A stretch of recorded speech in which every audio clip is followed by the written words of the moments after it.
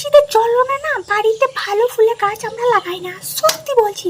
বাড়িতে ভালো ফুলের গাছ, ভালো বলতে কি দামি দামি কিনে এনে যদি টবে ফুল গাছ লাগাই, সেই ফুলের গাছ সমেত পাতা সমেত তুলে নিয়ে চলে যাবে, মানে চোখে যদি খানি আড়াল হয় ব্যাস।